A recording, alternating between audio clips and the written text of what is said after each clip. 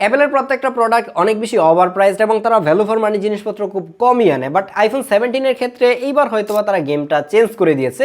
কারণ আইফোন 17 এর আগের যে মডেলগুলো রয়েছে প্রত্যেকটা মডেলের মধ্যে আমরা যেটা নিয়ে কমপ্লেন করতাম যে ভাই লাখ টাকা খরচ করে একটা ফোন কিনতেছি যেটার মধ্যে 60 হার্জ এর ডিসপ্লে ইউজ করা হচ্ছে, সেই জায়গায় অ্যান্ড্রয়েডের 15,000 টাকা দামের ফোনের মধ্যে 120 হার্জ এর রিফ্রেশ রেট। এবং অ্যাপল ফাইনালি হচ্ছে যে এই 17 এর মধ্যে এসে 120 হার্জ এর যে প্রমোশন ডিসপ্লেটা রয়েছে সেটা দিয়েছে এবং ডিসপ্লে সাইজটাও কিন্তু আগে থেকে একটু বড় করেছে। যেমন আগের যে বেস ভেরিয়েন্ট কিংবা প্রো মডেলগুলো ছিল সেগুলোতে 6.1 ইঞ্চি ডিসপ্লে ইউজ করা হতো, বাট এই আইফোন 17 এর মধ্যে কিন্তু 6.3 ইঞ্চির একটা ডিসপ্লে ইউজ করা হয়েছে। এইখানেই কিন্তু অ্যাপেল থেমে যায় না। এর ব্যাক সাইডে যে দুইটা ক্যামেরা রয়েছে দুইটা ক্যামেরাই কিন্তু এইবার হচ্ছে যে 48 মেগাপিক্সেলের। তার মানে বুঝতেই পারতেছেন যে কোন লেভেলের ফটোগ্রাফি করা যাবে কিংবা ভিডিও করা যাবে। তারপরেও কিন্তু আপনি লাখ টাকা দিয়ে ফোন কিনতেছেন, ক্যামেরা পাচ্ছেন মাত্র দুইটা। হ্যাঁ, এই দুইটা ক্যামেরা হলেও এই জায়গায় একটা টেলিফোটো লেন্স মিসিং আছে, কিন্তু যদি এই ফোনটা আপনি ইউজ করেন আপনার একবারের জন্য মনে হবে না যে এটার মধ্যে যদি একটা টেলিফোটো লেন্স থাকতো তাহলে আপনার আরেকটু বেশি ভালো হতো। টেলিফোটো লেন্সের যে মিসিংটা সেটা অনেকটাই পূরণ করে দেয় হচ্ছে এটার মেইন লেন্সের, কারণ হচ্ছে এটা দিয়ে 1x 2x এবং 3x আপনি পোর্ট্রেট ছবি তুলতে পারবেন এবং ভিডিও করতে পারবেন, যেগুলোর কোয়ালিটিও ছিল ভাই এক্সট্রিম লেভেলের, যেগুলো নিয়ে আমরা একটু পরে কথা বলবো। তাছাড়াও এই আইফোন 17 এর মধ্যে কিছু টুকটাক চেঞ্জেস রয়েছে সেগুলো নিয়ে কথা হবে। কিন্তু এখন যদি আপনি এই আইফোন 17 অথবা যে কোনো মডেলের ইউজড এবং ব্র্যান্ড নিউ আইফোন কিনতে চান তাহলে যোগাযোগ করতে পারেন গ্যাজেটম্যানের সাথে, কারণ গ্যাজেটম্যানের কাছে এই ধরনের ইউজড আইফোনের পাশাপাশি ইনটেক আইফোনগুলো পাওয়া যায়। এবং আপনি যদি চান যে অ্যান্ড্রয়েড কোনো ইউজড ডিভাইস কিনবেন তাহলেও তাদের সাথে কন্ট্রাক্ট করতে পারেন। তাদের ফিজিক্যাল শপ রয়েছে যেমন ফিউচার পার্কে। তাছাড়াও বাংলাদেশের যে কোনো জায়গা থেকে আপনি চাইলে কুরিয়ারের মাধ্যমে প্রোডাক্ট পারচেস করতে পারবেন। তাদের ব্যাপারে সকল কিছু ডিটেল থাকছে ভিডিও নিচে ডেসক্রিপশন বক্সে। আইফোন 16 থেকে এই আইফোন 17 এ আসলে আপনি ডিজাইনে কোনো ধরনের পরিবর্তন দেখতে পাবেন না। এর যে বাটন এন্ড পোর্টসগুলো রয়েছে প্রত্যেকটা জিনিসই কিন্তু একদমই সেম রয়েছে, বাট সাইজে কিছুটা ডিফারেন্স হয়েছে। যেমন হচ্ছে আইফোন 16টা ছিল 6.1 ইঞ্চি ডিসপ্লে সাইজ এবং এইটা হচ্ছে যে 6.3 ইঞ্চি ডিসপ্লে সাইজ, যার কারণে ডিসপ্লে সাইজটাও একটু বড় হয়েছে এবং ফোনটাও একটু বড় হয়েছে। এবং আমার কাছে মনে হচ্ছে যে এই 6.3 ইঞ্চির যে ডিসপ্লেটা রয়েছে এইটা একদমই পারফেক্ট একটা ডিসপ্লে। অনেকেই আছে যারা একদমই ছোটোখাটো একটা কম্প্যাক্ট ফোন পছন্দ করে থাকে, আবার অনেকেই আছে যে একটু বড় সাইজের ফোন পছন্দ করে, বাট এই দুইটার যে হাইব্রিড জিনিসটা সেটাই কিন্তু আপনি এটার মধ্যে পাবেন। এটা যে কোনো হাতের মানুষজনকে যদি আপনি একবার জাস্ট ইউজ করতে দেন সে বলবে যে ভাই এইটাই হচ্ছে যে ফোনের পারফেক্ট সাইজ। এবং এরকম সাইজের ফোনগুলাই প্রত্যেকটা ফোন কোম্পানির এই সাইজের ফোনই বানানো উচিত, কারণ এটা এত বেশি হ্যান্ডি ছিল।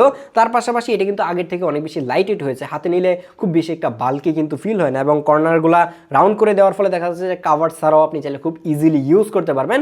এবং এর ব্যাক সাইড তো হচ্ছে যে লাস্ট 2-3 বছর ধরেই হচ্ছে যে ম্যাট করে দেওয়া হয়েছে, যার কারণে দেখতেও কিন্তু অনেক প্রিমিয়াম লাগে। আর আইফোন তো অবভিয়াসলি প্রিমিয়াম হতে হবে, কিন্তু বেস ভেরিয়েন্টের আইফোনের সব থেকে বড় সমস্যা হচ্ছে যে রং উঠে যাওয়া। এটা শুনে অবাক লাগতেছে যে লাখ টাকার ফোন থেকে রং উঠে যায়। হ্যাঁ, বেস ভেরিয়েন্টের যে ফোনগুলো রয়েছে সেগুলোর ফ্রেম থেকে কিছুদিন পরে রং উঠে গিয়ে ভিতর থেকে যে মানে অ্যালুমিনিয়ামটা আছে সেটা দেখা যায়। এবং এইটা খুবই হতাশজনক যে এত টাকা খরচ করে একটা ফোন কিনতেছে এবং রং উঠে যায়, ব্যাপারটা কোনো অবস্থাতেই মেনে নেওয়া যায় না। বাট বিল্ড কোয়ালিটি ভাই একদমই টপ নচ।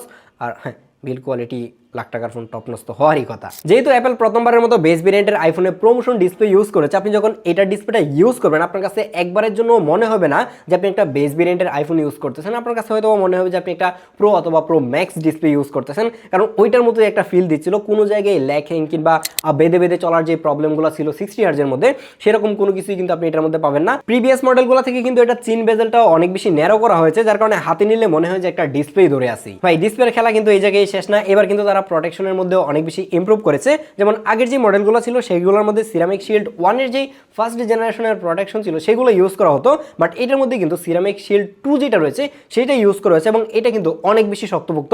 আমি একটু ডিউরেবিলিটি টেস্ট করে দেখানোর কথা ভাবতেছিলাম, বাট বাম সাইডে না ডান সাইডে একটু ব্যথা করতেছিল, কোন জায়গায় ব্যথা করতেছে বুঝতেই পারতেছেন, যার কারণে ডিউরেবিলিটি টেস্ট করে দেখানো হয় নাই। বাট ট্রাস্ট মি যে এটা আগের থেকে অনেক অনেক বেশি শক্তপোক্ত। নাও কথা বলা যাক এটার ক্যামেরা নিয়ে। এর ব্যাক সাইডে 48 মেগাপিক্সেলের ডুয়েল ক্যামেরা সেটআপ ইউজ করেছে।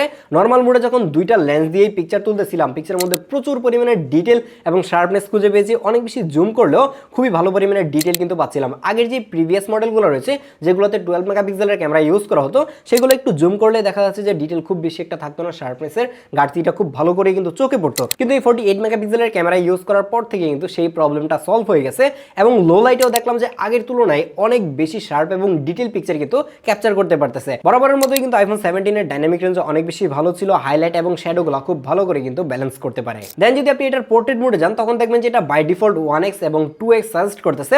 আপনি কিন্তু হাতে ধরে জুম করে এটাকে 3x পর্যন্ত নিতে পারবেন এবং আমি দেখে অবাক হলাম যে একটা 3x ডিজিটাল জুম করার পরে পিকচারের কোয়ালিটি আসলে কতটুকু ভালো রাখা যায়।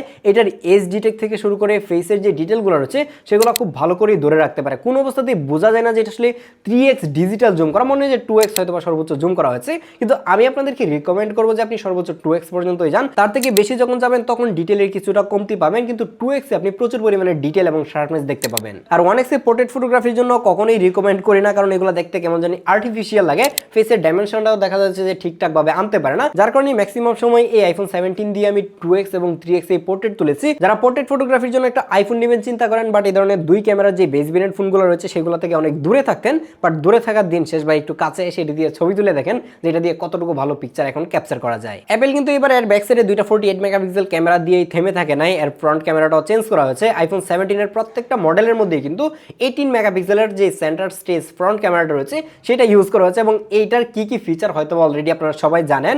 আগে আমাদের গ্রুপ ফটো তোলার জন্য কি করা লাগতো, এভাবে ফোনটাকে কিন্তু ভার্টিক্যাল করে হরিজন্টাল করে তারপর হচ্ছে যে গ্রুপ ফটো তোলা লাগতো। এখন কিন্তু আর আপনাকে এরকম হরিজন্টাল করা লাগবে না, আপনি ভার্টিক্যালি ফোনটাকে ধরে এই জায়গা থেকে কিন্তু হরিজন্টাল ভাবে সেলফি এবং ভিডিও করতে পারবেন এবং এই ফিচারটা অনেক বেশি ইউজফুল ছিল অ্যাটলিস্ট আমাদের মতো কন্টেন্ট ক্রিয়েটরদের জন্য, কারণ অনেক সময় আমরা হচ্ছে ফোন উল্টা করে ভিডিও করতাম অথবা যদি সেলফি ক্যামেরা দিয়ে ভিডিও করতাম তাহলে এইভাবে ফোনটাকে ধরতাম। এখন আমরা এইভাবে ভার্টিক্যালি ফোনটাকে ধরেই কিন্তু হরিজন্টাল ভিডিও রেকর্ড করতে পারতেছি এবং এই ফিচারটা যদি আপনি ইউজ করেন তখনই বুঝতে পারবেন যে এটা আসলে কতটুকু ইউজফুল। যেহেতু এটাতে 18 মেগাপিক্সেলের একটা ক্যামেরা ইউজ করা হচ্ছে, একদম স্কোয়ার সেন্সর, যার কারণে কিন্তু সেন্টার স্টেজটা ঠিকঠাকভাবে কাজ করে। আপনি হোয়াটসঅ্যাপ মেসেঞ্জার অথবা ফেস টাইমে ভিডিও কলে কথা বলার সময় আগে যেরকম হচ্ছে যে আইপ্যাড অথবা ম্যাকবুকের মধ্যে আপনাকে ট্র্যাকিং করতো, ঠিক সেম ফিচারটা কিন্তু এখন এটার মধ্যেও থাকছে। এটা হচ্ছে আইফোন 17 এর সিনেম্যাটিক মোডের ভিডিও 4K 30 fps এ রেকর্ড করা যায়। এই যে এখন 2x এ রেকর্ড হচ্ছে, আমরা চাইলে 1x এ যাওয়া যায়, আর ডিজিটালি সর্বোচ্চ এটাকে 3x জুম করা যায়। বাট 3x জুম করলে দেখা যাচ্ছে যে এজ ডিটেক্ট কেমন জানি একটু প্রবলেম করে, তাছাড়া মোটামুটি ভালোই ডিটেল থাকে, কিন্তু 2xটা আমার কাছে একদমই পারফেক্ট মনে হয়। স্টেবিলাইজেশন থেকে শুরু করে এজ ডিটেকশন কিংবা ভিডিও শার্পনেস সব কিছুই কিন্তু পারফেক্ট থাকে। আর যদি আপনি চিন্তা করেন যে 1x এ আপনি এটাকে হাতে রেখে সিনেম্যাটিক ভিডিও করবেন তাহলে কিন্তু এরকম একটা ভিডিও পাবেন। কিন্তু 17 এর ফ্রন্ট ক্যামেরাটা হচ্ছে সেন্টার স্টেজ, তার মানে হচ্ছে আপনি হাতে রেখে ফোনটাকে এভাবে ভার্টিক্যালি ধরে রেখেই কিন্তু হরিজন্টাল ভিডিও করতে পারবেন। এখন কিন্তু আমি ফোনটাকে ভার্টিক্যালি ধরে রাখছি, বাট ভিডিওটা কিন্তু হরিজন্টালি রেকর্ড হচ্ছে এবং এটার জন্য আপনাকে ফোনকে এভাবে রোটেট করার দরকার হচ্ছে না। আপনি নিজেকে দেখতে পারতেছেন যে আপনার সিনেম্যাটিক মোডটা কতটুকু ভালোভাবে কাজ করতেছে এবং এইটা আমার কাছে বেশি ইউজফুল একটা ফিচার মনে হয়েছে। আর আইফোনের পারফরমেন্স নিয়ে কথা বলে কোনো অবস্থাতেই সময় নষ্ট করতে চায় না। এটার মধ্যে অ্যাপেলের A19 যে বায়োনিক চিপটা রয়েছে সেই চিপ ইউজ করা হয়েছে এবং এইটা আশা করা যায় যে 5-7 বছর খুব ভালোভাবেই চলবে, কারণ এখনও আইফোন 11, 12 একদমই বাটার স্মুথলি চলে। তো সেই জায়গায় এসে আইফোন 17 এর পারফরমেন্স নিয়ে মানে বুঝতেই পারতেছেন যে সময় নষ্ট করতেছে না। যাই হোক, এটার ব্যাটারি ব্যাকআপ নিয়ে একটু কথা বলা যাক, কারণ এই জায়গায় খুব বড় সড়ো ব্যাটারি কিন্তু ইউজ করা হয় নাই, মাত্র 3692 mAh এর একটা ব্যাটারি ইউজ করা হচ্ছে। যে জায়গায় এখন 15,000 টাকা দিয়ে মোবাইল কিনলে সেটার মধ্যে 7,000, 8,000 mAh ব্যাটারি থাকে, কিন্তু সেইগুলোর সাথে এইটা খুব ভালোভাবে কম্পিট করতে পারবে। এখনও এই ফোন থেকে 8 ঘন্টারও বেশি স্ক্রিন অন টাইম পাচ্ছিলাম মাত্র এই 3600 mAh এর ব্যাটারি দিয়ে, যেই জায়গায় হচ্ছে যে 6000 কিংবা 7000 mAh এর ব্যাটারি অ্যান্ড্রয়েডের মধ্যে দিয়েও সেটার স্ক্রিন অন টাইম 6 ঘন্টার বেশি যায় না। তার মানে বুঝতেই পারতেছেন খেলাটা আসলে ব্যাটারি না, ব্যাটারির পাশাপাশি সেটার সফটওয়্যার অপটিমাইজেশনটাও বেটার হতে হবে, যাতে করে এটার পাওয়ার এফিসিয়েন্সিটা বাড়ে এবং ব্যাটারি ব্যাকআপটা লং টাইম ঠিকঠাক দেয়। যার কারণেই হয়তোবা অ্যাপেল এখন পর্যন্ত সিলিকন কার্বনে যায় নাই। আপনি যদি আইফোন 17 কেনার কথা চিন্তা করেন তাহলে ভাই ব্যাটারি ব্যাকআপ নিয়ে চিন্তা করার কিছুই নাই। তো এখন ফাইনালি কথা হচ্ছে যে একটা প্রো মডেলের আইফোন কিনবেন নাকি আইফোন 17 কিনবেন। আমি বলবো যে বাংলাদেশ মার্কেটে যেরকম ইউজড এবং রিফাবলিশড ফোনে ভরপুর, সেই রকম একটা মার্কেট থেকে ইউজড ফোন না কিনে এ ধরনের নতুন ইনএক্টিভ একটা বেস ভেরিয়েন্টের আইফোন 17 কিনেন, সেটা আপনাকে লং টাইম ভালো একটা সাপোর্ট দিবে এবং এইটার ডিফারেন্সটা প্রো মডেল থেকে এখন আর খুব বেশি একটা কিন্তু নাই, অনেকটাই ক্লোজ হয়ে গেছে। যার কারণে এখন প্রো মডেলকে স্কিপ করেও আপনি এই ধরনের বেস ভেরিয়েন্টের ফোন চাইলে কিনতে পারেন। আল্লাহ হাফেজ।